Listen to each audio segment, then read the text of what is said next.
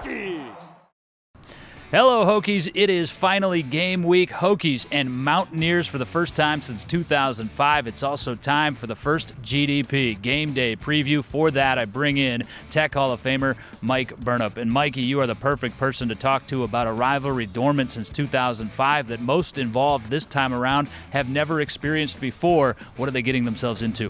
Well, it's been a heated rivalry back through the days, and when the Hokies were obviously in the Big East, it was very heated. When they left to go to the ACC, kind of stayed that way for a while, but they haven't played in a long time, and that's been part of the issue with this game. The coaches have had to educate their players about what this thing's all about. It's a very physical game. It's going to be mentally taxing on you, and for both of these teams, so many young players are going to play for the first time on a big stage, and I'm talking huge. You're talking about a stadium that's 15 or 20,000 more people going to be there, bigger than Lane Stadium. So a lot of nerves, a lot of excitement though being the first game, and we're anxious to get it on. You kind of get tired of talking about it, and you got to have a measuring stick to see where exactly you are. But it's going to be intense. You mentioned the venue. That'll be FedEx Field, 85,000 expected. Hokies, of course, have not had historical success at the venue. Bud Foster earlier this week was emphatic when he said, look, guys, it's not the stadium. It's a matter of execution and the caliber of opponent that we've played there. That is true, but let's start with execution on the offensive side for the Hokies, because that's where most eyes will be at the outset. You break in redshirt freshman quarterback Josh Jackson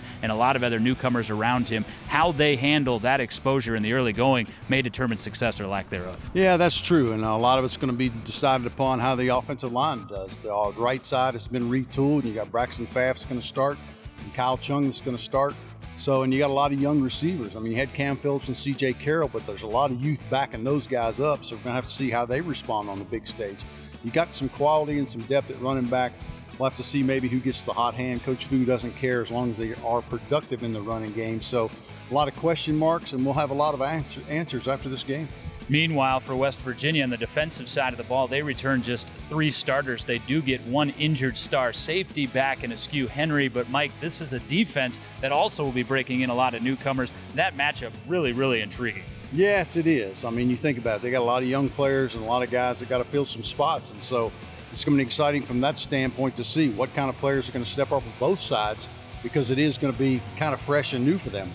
Meanwhile, for the West Virginia offense, they break in a new coordinator, Jake Spavital. He's got a transfer quarterback in Will Greer, who was one of the most highly touted recruits in the country going back to his days pre-Florida. Don't need to get into the odyssey that's been his career coming to Morgantown. Yet another unknown for this lunch pail defense to encounter, along with Justin Crawford, a stable of running backs that they love in terms of the Mountaineers, but an unproven receiving corps. Yeah, it is. I mean, go back to Greer. I mean, his kid's about 6'2", and he's about 215. He's a true dual-threat quarterback. He's got an outstanding arm, great athlete to be able to play at Florida.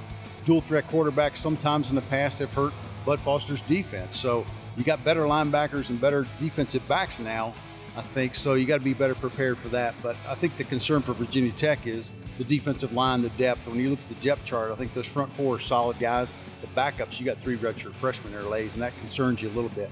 So West Virginia's going to have some playmakers. They're going to have a good running game. They may play 5 running backs. You just have to wait and see. But it all starts with the quarterback, Greer. How successful he is will determine how successful their team is.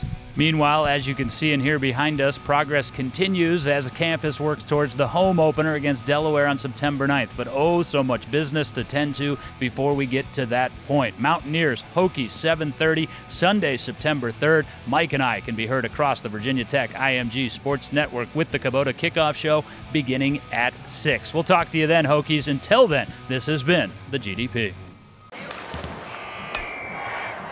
Hokies!